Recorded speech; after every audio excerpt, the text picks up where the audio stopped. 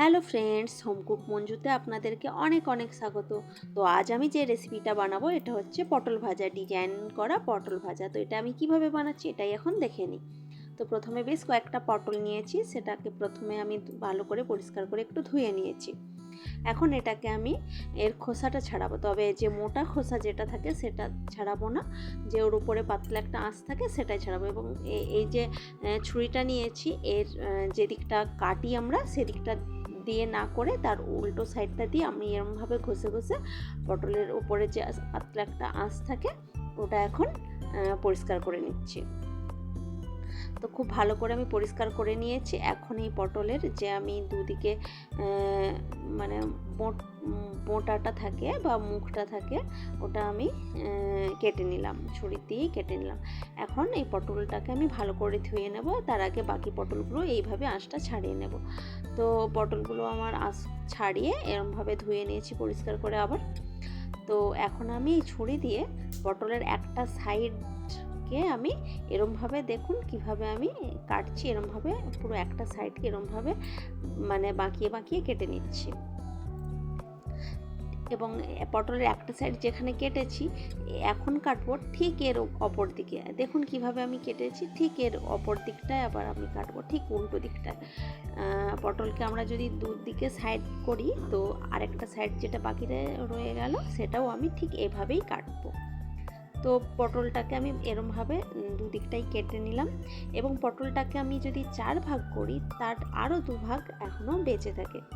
তো তখন আমি এই পটলের আর সেই দুটো ভাগকে আমি হালকা একটা, ওই যে মোটা খোসাটা আছে পটলের, হালকা সরু করে আমি ওই জায়গাটাকে ছিলে নিচ্ছি। তো পটল এদিকটা তো ছিলে নিলাম, এখন ওদিকটাও ছিলে নিই। তো এদিকটাও আমি হালকা করে একদম অল্প করে ছিলে নিচ্ছি। এইভাবে আমার মানে ভাজা করার জন্য পটলটা কিন্তু আমি এরমভাবে সব পটলগুলোকে রেডি করে নেব। তো দেখুন আমি কিভাবে মানে পটলটাকে কেটেছি, এরকমভাবেই আমি এখন সব পটলগুলোকেই কেটে নিয়েছি। এই দেখুন সব পটলগুলোকে কিন্তু আমি এরকমভাবেই কেটেছি। তো পটলগুলো একদম কেটে ধুয়ে ভালো করে পরিষ্কার করে রেখে এখন এর উপরে আমি কিছুটা নুন দিলাম, আর কিছুটা হলুদের গুঁড়ো, আর কিছুটা লঙ্কার গুঁড়ো। এটাকে এখন খুব ভালো করে এই পটলগুলোর গায়ে মাখিয়ে নেব। তো খুব ভালো করে মাখিয়ে নিচ্ছি এই পটলগুলোর গায়ে, এবং এটাকে এখন 4 থেকে 5 মিনিট মতো এরমভাবেই ঢেকে রেখে দেবো। তো 4 থেকে 5 মিনিট মতো পর কড়াইয়ে আমি কিছুটা সরষের তেল দিলাম এবং সেটাকে এখন গরম করার জন্য রেখে দিলাম। তেলটা যখন ভালো মতো গরম হয়ে গেছে তখন আমি একটা একটা করে পটল আমি এই তেলের উপরে ছিটিয়ে দিলাম বা তেলের উপর দিয়ে দিলাম। তো পটলটা আগে এখন দিয়ে নিয়েছি তেলের ওপর, এখন আমি এটাকে ঢাকা দিয়ে দেব।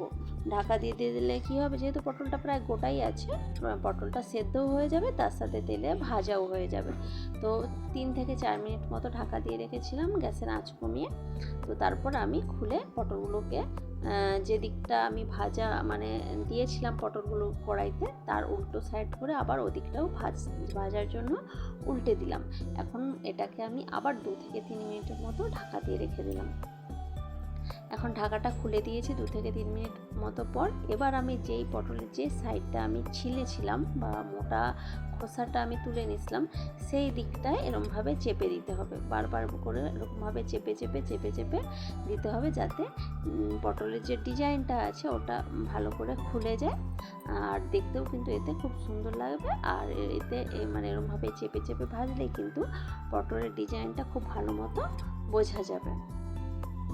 তো এইভাবে পটলটাকে আমি গ্যাসের আঁচটা কমিয়ে আমি এইরকমভাবে চেপে চেপে চেপে চেপে খুব ভালো করে ভেজে নিয়েছি লালচে লালচে করে।